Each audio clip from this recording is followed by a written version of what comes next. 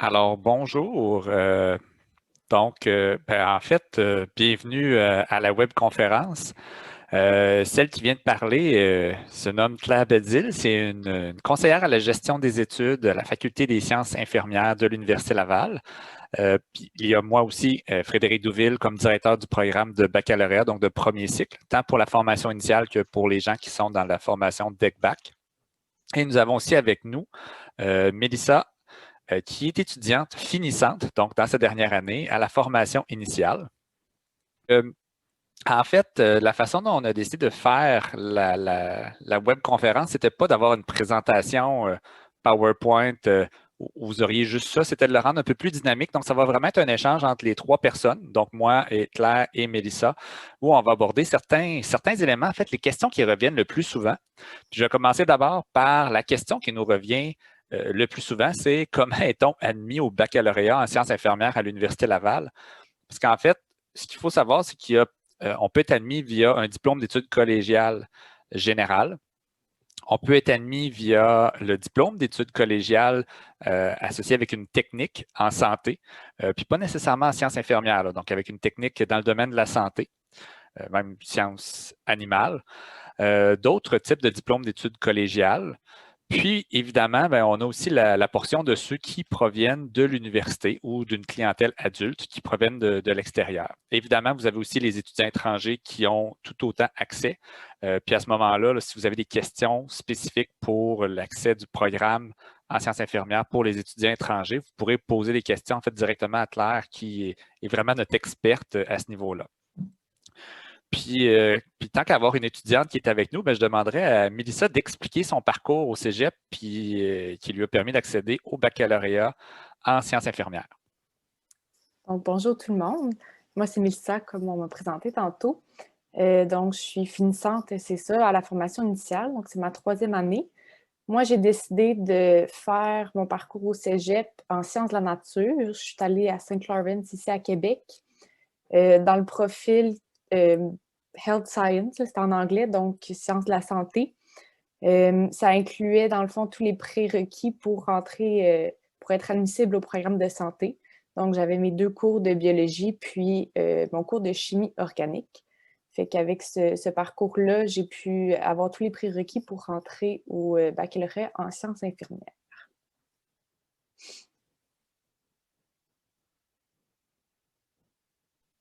Et puis, Claire, est-ce que tu peux nous parler plus des règles associées avec l'admission dans le parcours? Oui, pour résumer la scolarité admissible au programme, alors si vous avez un DEC en lettres, sciences et arts, vous n'avez pas d'autres préalables à faire. Si vous avez un DEC en sciences de la nature, il faut que ça inclue le préalable de biologie 401. Si vous avez un autre DEC, alors il y a 5 préalables qui sont à réussir. En biologie, en mathématiques, il y a 2 préalables de chimie générale et chimie des solutions ou chimie organique, et un cours de biologie pour, pour compléter là, votre admissibilité. Si vous êtes une clientèle adulte, comme on voit assez souvent des infirmières ou infirmiers auxiliaires qui veulent venir faire le programme, à ce moment-là, il faut passer par l'admission des adultes. Ils vont vous faire une admission dans le baccalauréat en biologie pour vous faire les 5 préalables au programme. C'est eux autres qui vont tout analyser votre demande d'admission, puis pour voir si vous avez les prérequis qui correspondent à la clientèle adulte. Si vous venez de l'extérieur du Québec, alors les critères d'admission, c'est d'avoir 13 années d'études et d'avoir réussi dans cette 13e année-là des cours de physique, de chimie, de biologie et de mathématiques. C'est vraiment important de déposer votre dossier pour que le bureau du registraire puisse analyser si vous êtes admissible ou pas, parce que les relevés de notes et les niveaux d'études varient d'un pays à l'autre. Alors, c'est plus difficile là, pour la faculté d'évaluer. C'est vraiment le bureau du registraire qui fait ça. Normalement, même si je recule de 6 ans, quand vous avez une cotère de 24 et plus, normalement, vous n'avez pas de difficulté à recevoir une offre d'admission dans notre programme. C'est un programme qui est contingenté à 120 places. On peut aller plus loin, là, dépendamment de nos capacités à recevoir plus ou moins d'étudiants. Ça varie à chaque année. Et la date limite pour faire votre demande d'admission pour l'automne prochain, c'est le 1er mars. Donc, encore une question pour Claire. Pourrais-tu nous expliquer un petit peu à quoi ressemble l'horaire avec les cours puis les stages? Je pourrais, oui, bien sûr. Puis tu compléteras parce que tu as le vécu de cette situation-là. Alors, le programme, c'est 105 crédits. Il se fait sur 3 ou sur 4 ans. Ça inclut des cours, ça inclut 9 stages. Et durant la session d'été aussi, vous avez la place pour faire des cours optionnels. Je vous dirais qu'en moyenne, et tu me corrigeras, Mélissa, c'est à peu près 16 heures de cours par semaine. Il faut ajouter à ça tout le travail personnel pour chacun des cours, la préparation au stage. Alors, c'est pour ça qu'on vous recommande que si vous travaillez à l'extérieur, de pas dépasser 15 heures par semaine si vous voulez bien réussir dans votre programme. Il y a 9 stages durant votre programme. Vous allez pouvoir faire un stage en chirurgie, en santé mentale, en périnatalité ou en pédiatrie. Vous allez voir les soins critiques, les soins dans la communauté, personnes âgées. Puis le dernier stage que vous faites, c'est un stage de consolidation. Ça englobe tous les acquis que vous avez réussi ou vus dans votre programme. En fait, je pense qu'il faut valider 75% de la tâche d'une infirmière ou d'un infirmier. C'est pas mal ça. Alors, peut-être que Mélissa, tu peux donner davantage d'explications sur c'est quoi le vécu d'une semaine ou des semaines dans la session? Oui, donc effectivement, quand on a des stages, on a des cours. Puis la façon comme c'est fait, on a des cours les lundis et mardis. Puis on va en stage, les journées de stage qui sont réservées, ce sont du mercredi au dimanche. Donc ça dépend de l'horaire de notre superviseur, mais ces journées-là sont réservées au stage. Puis en plus des cours que nous avons les lundis et mardis, on a la charge personnelle de travail à faire pour chacun des cours. Il faut concilier stage et études là, durant le reste de la semaine. Puis aussi, on a beaucoup de laboratoires à la première année. Donc ça, c'est les jeudis et vendredis. Puis les lundis à mercredi, c'est des cours. Jeudi, vendredi, des laboratoires. Donc, ça ressemble pas mal à ça. La charge de travail, 16 heures aussi. Je trouve que c'est un chiffre qui est réaliste. Donc, si je comprends bien, on a des cours dans les sessions d'été. Effectivement, on a des cours dans les sessions d'été. En fait, ce qu'il faut bien comprendre, c'est que les sessions universitaires sont la session d'automne, qui est celle de septembre à aller jusqu'à Noël environ. Par la suite, on a la session d'hiver qui débute au retour de la période des fêtes et qui se termine à la fin avril. Et la session d'été débute au mois de mai. Puis on a une session d'été à l'université, deux types de sessions d'été. Il y a la session d'été longue, classique, c'est-à-dire de mai à aller jusqu'au mois d'août.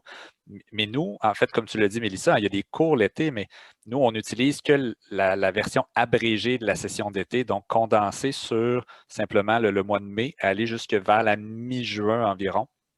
Donc, c'est vraiment sur une session, sur un mois et demi que se déroule la session d'été pour ce qui est de nos activités. En fait, ce qu'on a vraiment comme activité, il y a certains cours qui se donnent l'été. Donc, vous avez certains cours à option que vous pouvez prendre, des cours de langue à l'été de façon condensée. Mais il nous arrive aussi d'avoir des stages qui se situent à l'été. Puis il y a entre autres un stage qui est présent à l'été obligatoire à la fin de la première. En fait, ce n'est pas vraiment un stage, comme un cours, hein, l'alternance travail-études, dans lequel on demande aux étudiants, dès la fin de leur première année, de travailler comme préposé aux bénéficiaires. En fait, c'est comme un peu une activité rémunérée où l'étudiant s'engage dans un établissement de santé à travailler comme préposé aux bénéficiaires parce qu'on s'est rendu compte que les étudiants avaient des fois très peu d'expérience dans le milieu clinique pour bien comprendre le rôle des intervenants dans le domaine de la santé. ce cours-là, Alternance travail-études, permet en fait de mieux comprendre les activités cliniques d'un milieu. Donc, ça se fait sur l'été, évidemment, mais là, c'est une activité qui est rémunérée parce que vous avez à faire 250, 300 heures, 400 heures, 500 heures. En fait, c'est libre à vous, finalement, de le faire, mais il y a un minimum à respecter quand même et un travail à faire. Mais il y a un minimum d'heures à faire, mais sinon, somme toute, c'est vraiment libre à vous de travailler autant que vous le voulez. Puis par la suite, en fait, je pense, Mélissa, tu pourras nous parler de ton expérience, mais il y a plusieurs étudiants qui poursuivent après comme préposés aux bénéficiaires à temps partiel au travers de leur cheminement. Donc, si tu veux nous parler de ton expérience pour l'alternance travail-études, Mélissa? Oui, donc effectivement, moi j'ai été préposée aux bénéficiaires au CHUL à Québec en pédiatrie. Donc, moi j'ai trouvé ma place avec l'aide de l'université. Donc, pour ce cours-là, c'est le SPLA qu'on appelle, le service de placement de l'Université Laval, qui peut référer des employeurs comme le CHU de Québec, le CIUS et le CIS. Donc, j'ai fait mon entrevue par l'entremise du SPLA.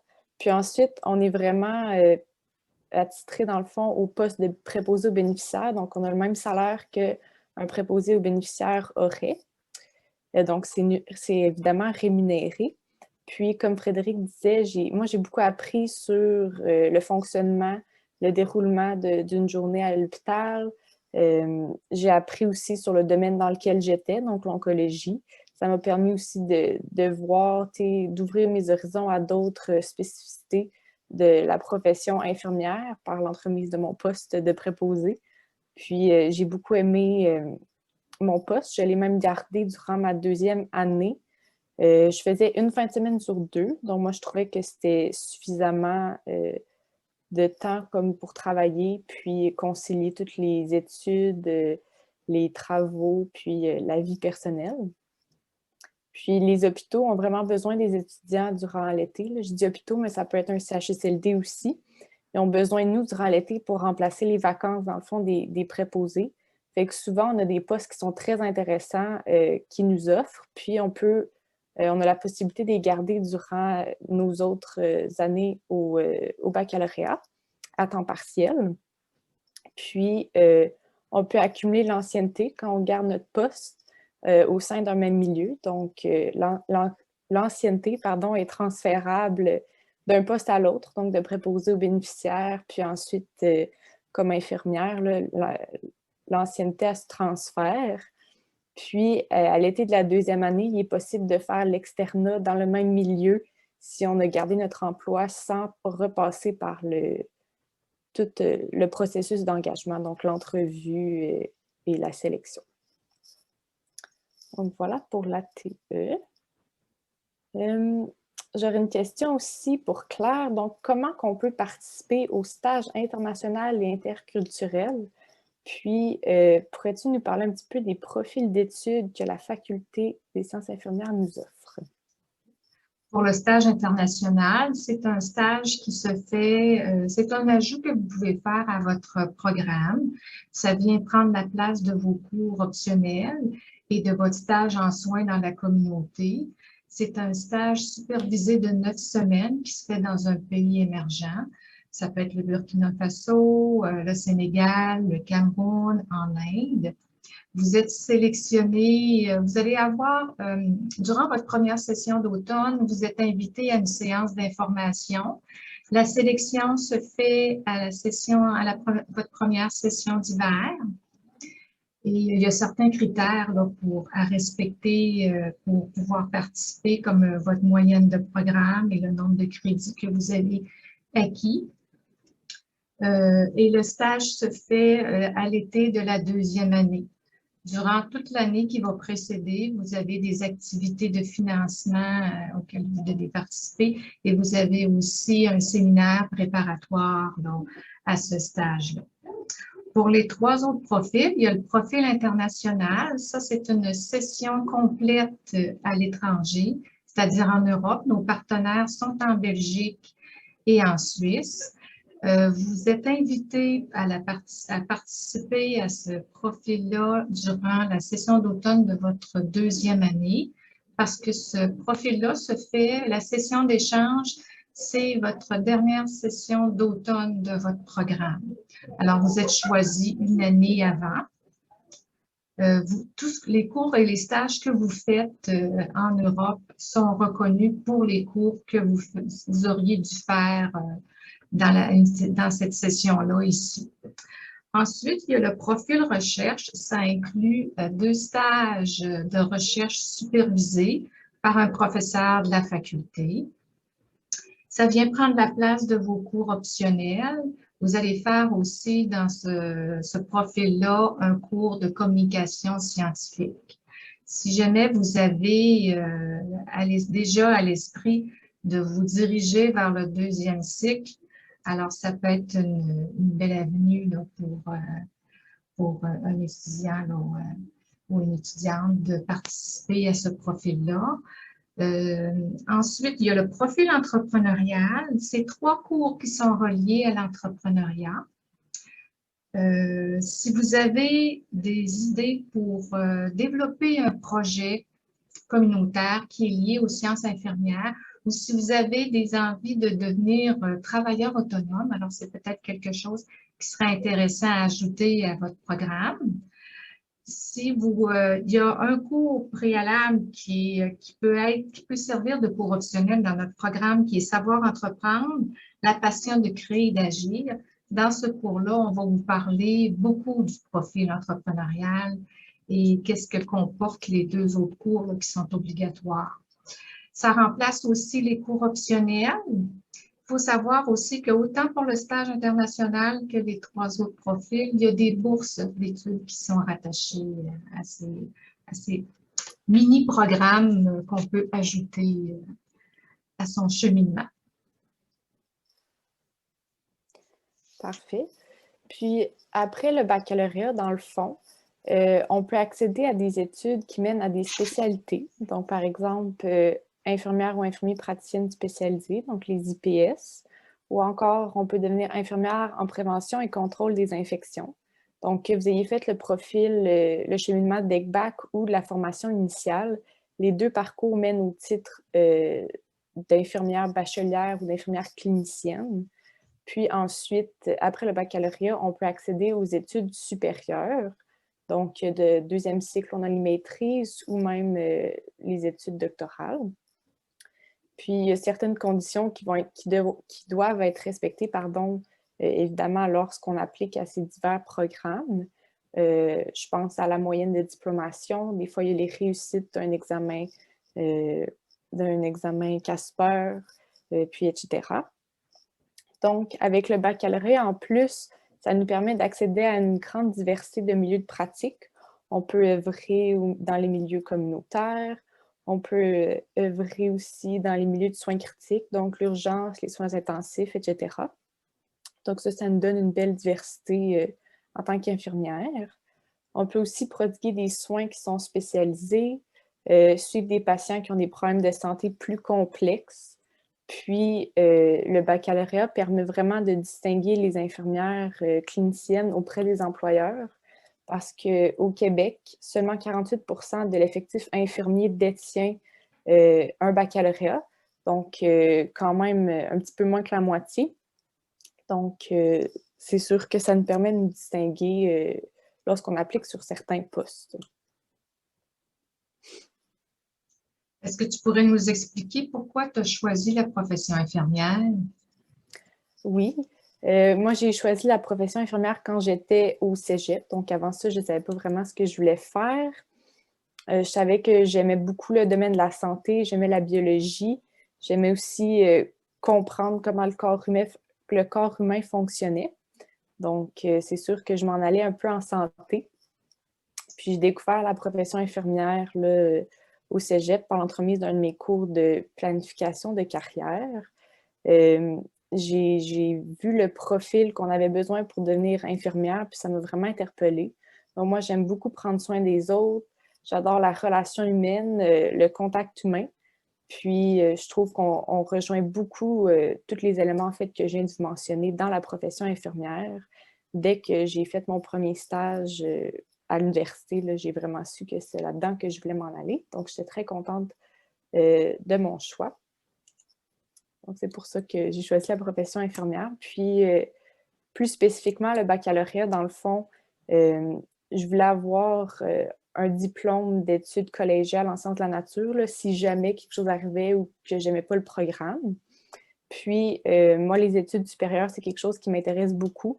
Donc, c'est pour ça que je me suis axée plus vers le baccalauréat que la technique au cégep. Frédéric, est-ce que tu peux nous parler de ton cheminement professionnel? Oui, parce qu'avant d'être directeur de programme, j'ai fait bien des choses. En fait, moi, j'ai un parcours sensiblement comme Mélissa, hein. J'ai fait mes sciences de la nature au niveau collégial, en sachant que je m'en allais dans le domaine de la santé, mais en sachant pas exactement où. Donc, j'ai fait ma formation initiale. En terminant, j'ai obtenu un emploi en hémato-oncologie à l'hôpital de l'Enfant Jésus. Puis, je me suis mis vraiment à adorer ça. Ce qui m'a amené à même occuper les fonctions d'assistant infirmier-chef momentanément, parce que c'est un des avantages finalement d'avoir un baccalauréat aussi, de pouvoir devenir l'assistant au supérieur immédiat. Puis au travers de ça, j'avais des questionnements énormes. Donc, je me suis intéressé à la maîtrise aussi en lien avec les dons d'organes, les dons de tissus, parce qu'en travaillant avec les cellules souches, les cellules moelleuses, j'avais un intérêt supplémentaire. Donc, puis j'ai fini par changer complètement pour m'en aller sur les équipes de prélèvement de tissus humains qui sont associées avec Emma Québec. J'ai travaillé avec eux. Puis, j'étais encore un peu insatisfait, pas de mon emploi, mais de mes connaissances. Donc, je voulais en savoir encore plus. Donc, j'ai décidé de me rendre au niveau du doctorat, mais entre-temps, ça me prenait un emploi. Puis là, un autre hôpital avait un intérêt pour que j'occupe un poste en gestion, mais en gestion des pratiques cliniques, comme conseiller cadre en pratique clinique. Donc, pour tout ce qui était maladie chronique. Donc, j'ai changé pour un hôpital. J'ai obtenu un poste qui était de conseiller en soins. Donc, qu'on peut faire avec conseiller en soins, on peut le faire avec le baccalauréat, mais quand on parle plus d'infirmière en pratique avancée, ou conseillère spécialisée en soins infirmiers, bien là, on exige plus un niveau maîtrise. Mais tout de même, on peut travailler à modifier les pratiques des infirmiers et des infirmières, ce que j'ai fait pendant quelques années, tout en terminant mon doctorat pour éventuellement devenir professeur à l'université. Donc, vous voyez qu'avec votre baccalauréat, vous avez de très grandes opportunités qui s'offrent à vous. Puis c'est faux de penser qu'en faisant le baccalauréat, tout ce que vous allez faire, même en étant infirmière, tout ce que vous allez faire, c'est rester à l'hôpital. Les infirmières ont des fonctions différentes. Des infirmières ont des fonctions en gestion, en santé scolaire, au CLSC, vraiment sur des aspects de première ligne, en toxicologie. Donc, bref, vous avez des opportunités quand même très grandes qui s'offrent à vous, bien au-delà de l'infirmière de chevet comme on la connaît là, en fait, je dirais même dans les téléséries et tout ça. Là. Donc, c'est pas vrai que le rôle de l'infirmier-infirmière se résume qu'à ça. Est-ce que maintenant, tu pourrais nous parler de comment ça se passe, les études en lien avec la COVID, la situation sanitaire? Ouais, pandémie oblige. Je ne peux pas vous parler de la vaccination parce qu'on ne sait pas trop comment ça se passe présentement. On souhaite que ça aille bien puis qu'on soit tous vaccinés le plus tôt possible pour qu'on essaie de reprendre une vie normale sur la planète. Mais de manière générale, en fait, ce qui a été fait comme ajustement, c'est principalement au niveau des cours. Puis Mélissa pourra confirmer si elle le souhaite. Donc, nos cours ont été modifiés pour des cours qui sont à distance, que ce soit synchrone ou asynchrone, donc vraiment en direct à distance ou finalement par des capsules enregistrées. Ça, c'est les modifications qui ont été faites pour les cours qui sont plus théoriques. Mais vous comprenez que pour devenir un infirmier ou une infirmière, ça prend des aspects pratiques. Donc, pour tout ce qui est laboratoire, principalement en première année où on apprend énormément de techniques de manipulation. Donc, ça, vous comprenez qu'on ne peut pas le faire sans le présentiel. Donc, on a un présentiel qui est offert pour ce qui est des activités de laboratoire. Mais vous comprenez qu'en lien avec les mesures de santé publique, donc des mesures sanitaires, donc des équipements de protection sont exigés pour les petits groupes qui sont plus petits en termes de nombre d'individus réunis dans la même salle. Mais on fait tout pour assurer la sécurité là, des étudiants pour ne pas qu'il y ait transmission de COVID non plus à travers nos murs. En plus de cela, il y a le cours d'examen clinique. Donc, même si on peut voir des vidéos d'examen clinique à la maison, il faut quand même pratiquer. Donc, on a l'option en fait, ce n'est pas une option, on vous invite, on vous demande de venir vous présenter au cours d'examen clinique pour faire des manipulations. Encore une fois, on exige les mesures de l'équipement de protection individuelle et le tout se fait en très petits groupes. Puis on a aussi les stages qui, eux, sont effectivement en présentiel, mais comme partout ailleurs, en fait, il n'y a rien de mieux qu'un hôpital pour avoir des équipements de protection individuelle, puis demander de respecter l'hygiène des mains, le port des gants, le masque, les lunettes, etc., jaquettes et tout et tout. Donc c'est somme toute, on a fait un virage qui était le plus possible à distance pour ce qui est des cours, mais on a toujours un présentiel qui n'a pas le choix d'être fait pour ce qui est des activités de laboratoire. On souhaite pouvoir offrir plus d'activités en présentiel à la session d'automne, mais évidemment, ben, on ne peut pas prévoir la prochaine vraie grosse vague de pandémie. On n'a pas vraiment de contrôle là-dessus, puis on n'a pas encore de contrôle sur la vaccination. Donc, on souhaite que la vaccination avance pour le mieux pour la majorité des gens afin qu'on puisse revenir.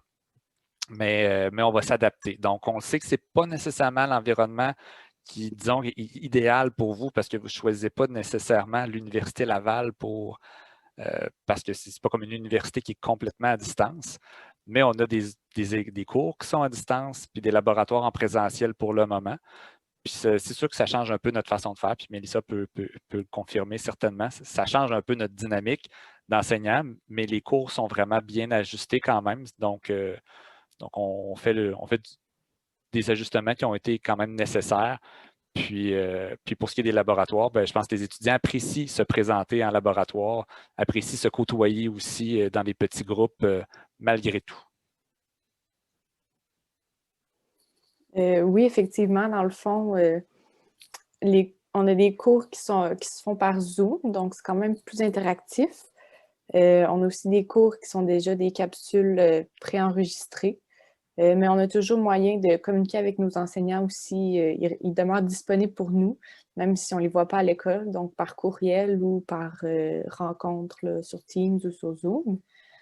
Donc, voilà. Puis on est aussi on est quand même bien adapté à la situation là, versus si on regarde l'année passée. Là, on a eu du temps, les enseignants, en fait, ont eu du temps pour vraiment bien préparer leurs cours. Puis, ça se fait de façon très fluide, malgré que ce soit à distance. Puis, effectivement, les laboratoires, c'est très apprécié en présentiel. Puis, les stages aussi continuent d'avoir lieu. Encore une fois en présentiel. Donc ça nous permet aussi de bien mettre en œuvre nos capacités d'enfant théoriques qu'on apprend à l'école. Habituellement, nos cours, c'est au pavillon le Ferdinand Vendry.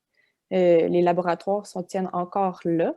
Donc, c'est un pavillon qui regroupe tous les étudiants en sciences de la santé. Donc, on a les facultés de médecine, de pharmacie, puis de sciences infirmières, donc nous. Dans le pavillon, il y a une cafétéria, il y a un café étudiant qui s'appelle Exocytose. Puis, il y a moyen de s'impliquer auprès du café étudiant puisque c'est juste des étudiants bénévoles qui s'occupent et qui gèrent le café.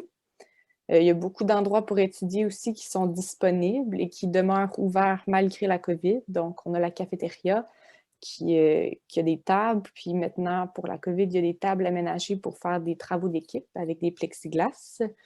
On a aussi la bibliothèque qu'on appelle le CRA, donc qui demeure ouverte. Puis les laboratoires, ils ont lieu dans le centre Apprentice, qu'on appelle, qui est une salle un peu de simulation. Puis c'est construit pour ressembler à une chambre d'hôpital. Donc on a des lits d'hôpitaux, les murs, on a tout l'appareillage qui est là. Puis c'est à cet endroit-là qu'on fait tous nos laboratoires. Puis bon, je vais vous parler un petit peu plus de la vie étudiante à l'université. En contexte hors pandémie, même en pandémie, l'association étudiante a réussi à quand même regrouper les étudiants là, de façon virtuelle, évidemment, mais il y a des activités qui se font, il y a des conférences qui se donnent pareil, de façon virtuelle. Donc, c'est sûr que la vie étudiante est différente, mais elle n'est pas laissée de côté à cause de la pandémie.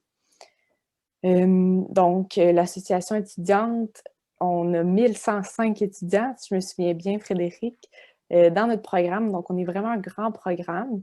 Puis, il y a beaucoup, beaucoup d'activités qui se donnent à chaque année. Donc, on regroupe l'association étudiante Il y a aussi plusieurs comités comme le Sexpert, les Jeux des infirmières et infirmiers du Québec.